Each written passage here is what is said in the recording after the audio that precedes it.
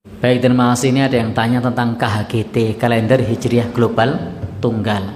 Sekilas saja, sudah malam. Nah, intinya bahwa di Muhammadiyah itu punya semangat untuk menyatukan kalender umat Islam di seluruh dunia dengan berpijak pada pertemuan ulama sedunia di Turki tahun 2016 yang sudah disepakati pada saat itu bahwa tanggal itu masuk kalau hilal sudah sampai 5 derajat. Maka kalau ada satu daerah yang sudah 5 derajat, maka di seluruh dunia yang sudah melewati masa istima atau konjungsi, maka bisa dinyatakan sebagai tanggal 1. Nah, itulah salah satu perubahan mendasar di Muhammadiyah yang sebelumnya menggunakan metode wujudul hilal yang sifatnya lokal.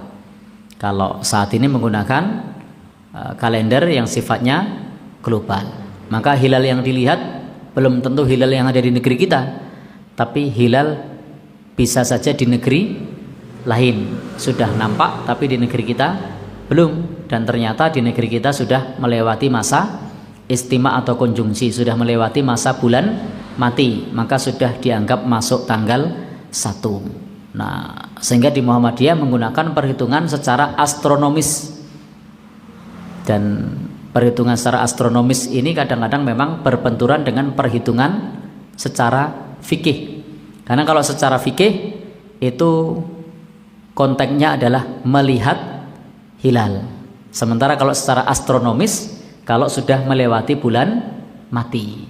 Maka dalam situasi seperti ini hendaknya kita berlapang dada, tidak perlu memperuncing perbedaan, tidak perlu dijadikan sebagai ajang olok-olokan. Intinya apa?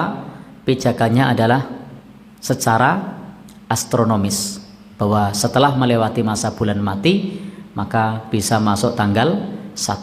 Apalagi dalam perhitungan tersebut memang ada di belahan dunia lain yang sudah mencapai 5 derajat, maka di seluruh dunia kalendernya sudah masuk tanggal 1. Sementara kalau menggunakan pendekatan fikih atau pendekatan ru'yat, maka nunggu hilalnya terlihat. Dan ru'yat pun nanti beda-beda. Ru'yat pun juga pakai astronomis. Ada yang imkanu ru'yat, setelah dihitung pada saat perhitungan tersebut dilihat mungkin apa tidak. Kalau mungkin dilihat, maka baru masuk tanggal 1. Maka ada imkanu ru'yat berapa? 3 derajat. Nah, maka imkanu ru'yat itu juga astronomis, karena dia dihitung bukan dengan cara melihat hilal. Kalau yang melihat hilal itu namanya ru'yatul hilal. Yang benar-benar mempraktekkan ru'yatul hilal itu di Saudi. Kalau ada orang yang sudah disumpah dan bersaksi melihat hilal meskipun hanya 1 orang, kesaksiannya diterima.